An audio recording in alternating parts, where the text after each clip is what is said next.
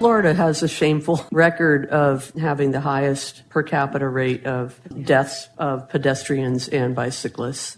I don't want our county or our city at the top of that list. We need to stop these tragedies from continuing to happen. That's St. Augustine City Commissioner Barbara Blonder at Monday's City Commission meeting. In the wake of several fatal accidents involving pedestrians, city officials are asking the Florida Department of Transportation for a pedestrian safety analysis of State Road A1A. Liz Ryan reports. City Manager John Regan says that after this deadly weekend, it's time to act. We had two major tragedies. One was a pedestrian hit by Geraldo in A1A, and then the tragedy with two pedestrians hit leaving the amphitheater, resulting in 2 deaths. He says other local governments will be joining the city to urge FDOT to make safety improvements to A1A. What staff proposes is to draft a joint letter signed by the mayors of St. Augustine Beach, the chairman of the county commission, and our sheriff. That is a letter that will be addressed to the DOT calling for a pedestrian safety analysis and recommendations from the Bridge Alliance to 312. He says what these safety improvements could be. It can be a range of things. I would say at the top of the list has to do with lighting. Mayor Nancy Sykes-Klein said consensus building on this topic will be easy. Everyone wants something different to happen than what's happening now. City of St. Augustine Beach Commissioner Dylan Rumrell is ready to join in on this request. The Florida Department of Transportation, obviously they have millions of miles of road here in Florida, and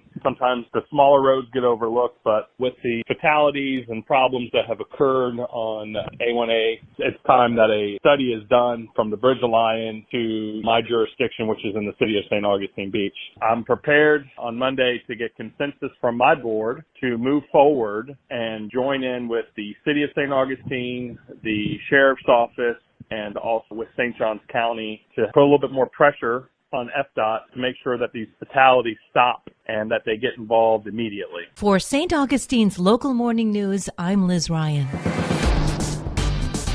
This local news is a service of your hometown Toyota dealer, Beaver Toyota US 1 St. Augustine, here to wow you.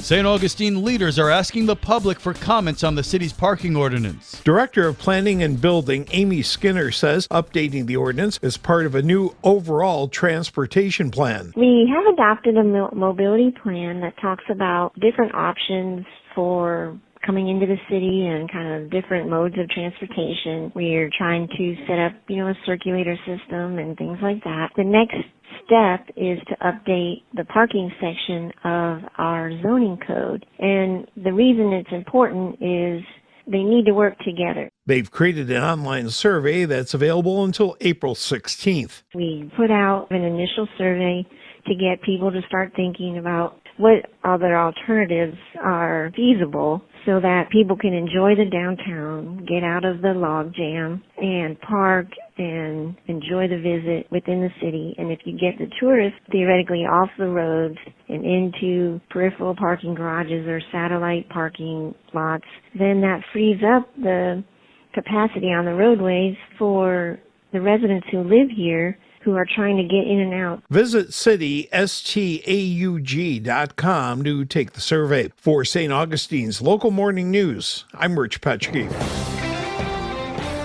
One of St. Augustine's oldest ceremonies is happening this weekend. The Blessing of the Fleet in St. Augustine, which dates back to the city's Spanish colonial days, is happening on Palm Sunday. The blessing begins with a Mass at 11 a.m. at the Cathedral Basilica in St. Augustine. Following Mass, there's a boat procession, and all vessels are invited to receive the blessing from the bishop at the St. Augustine Municipal Marina. Father Thomas Willis is with the Diocese of St. Augustine. Once the procession reaches the pier, the bishop will give the traditional blessing of boats from the Catholic ritual, and then the procession of boats will come by him and he will sprinkle each boat with holy water. St. Augustine Harbor Master Eric Malden tells boaters where they need to be. South of the Bridge of Lions or north of the 312 bridge in order to enter into the procession, the parade. There's a staging area that is just north of the 312 bridge on the southernmost part of the route. Willis called it a great day. The historical and religious background to the Blessing of the Fleet, especially in St. Augustine, I think makes it one of the most looked forward to days in the city of St. Augustine because so many people have great memories of it. With St. Augustine's Local Morning News, I'm Amy Sherry. And now you're up to date with St. Augustine's local morning news. I'm Rich Carroll.